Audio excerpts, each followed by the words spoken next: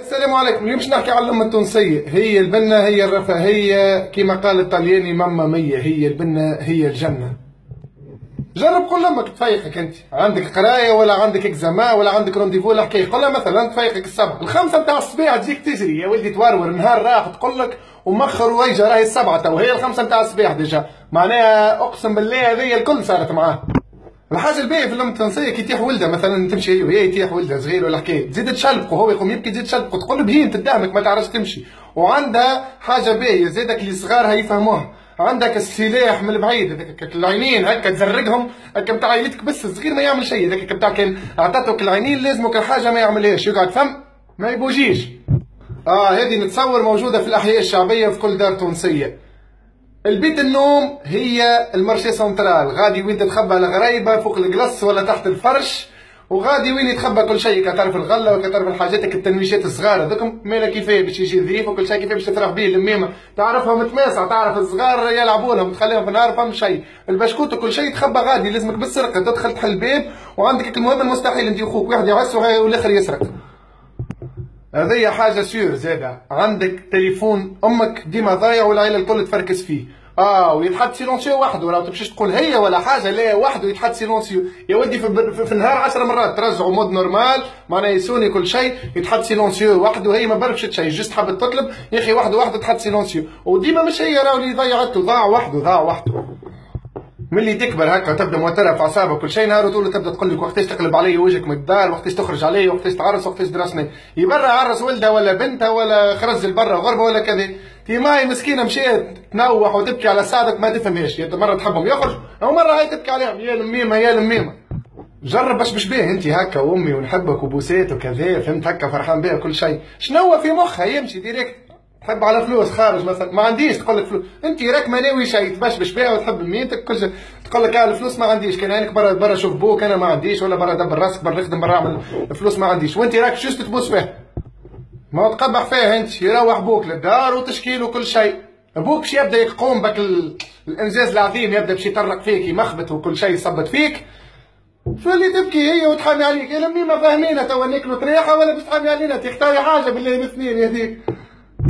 الحاجه الباهيه فيهم الكلهم زاد يحكيوا ويغرغنوا انا في الاخر تقول لك خليني ساكته، ساعه تلقاها تحكي ور وهي مع الجار وكذا وكذا وبعد تقول لك مالا كان جيت تحكي تخليك ساكته، مالا كان جيت تحكي واش تعمل؟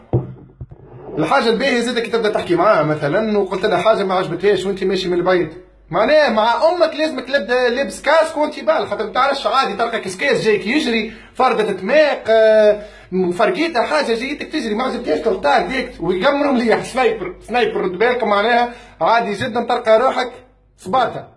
لا والحاجه ذي فيهم معناها نتصور برشا امهات حاجه فيهم محلاها كي يمشيوا العرس ما ينساوش وليداتهم، ولدها ولا بنتها اللي ما مشاتش العرس عندها برج بقلاوه يجيها ولا كعبه الكعك لازم هذوك هاكا تخليهم لوليداتي مسكينه باش يقسموه يا ميمه محلاك.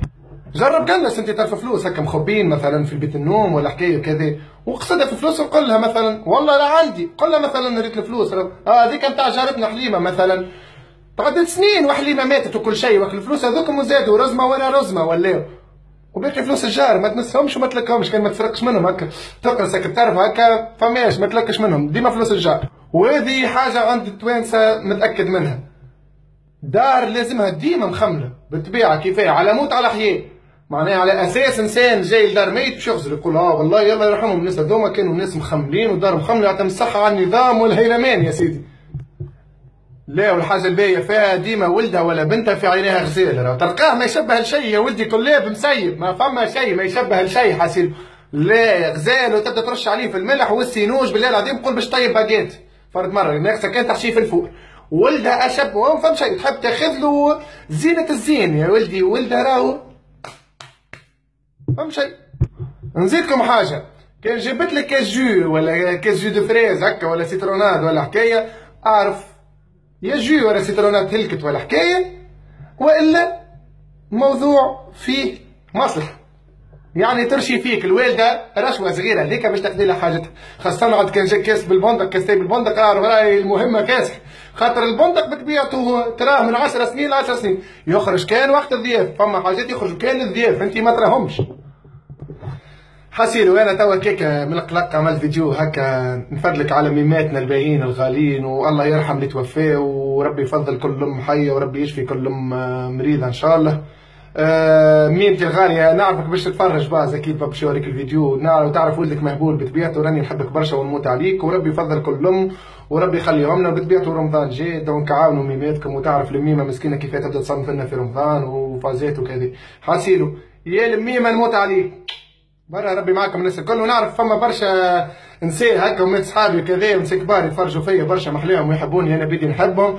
ما نتغشوش جونا بيه، عاد نفدلك معاكم راكم بلاش بيكم وبلاش تخرنينكم ما نعيشوش، خرنوا للصباح رانا نموتوا عليكم، هذايا اللي محليكم التخرنين نتاعكم. شيء الشارم هذايا الشارم نتاعكم هو تخرنينكم العز. حاسيلو ربي يفضلكم لينا وربي يرحم اللي توفى. السلام عليكم.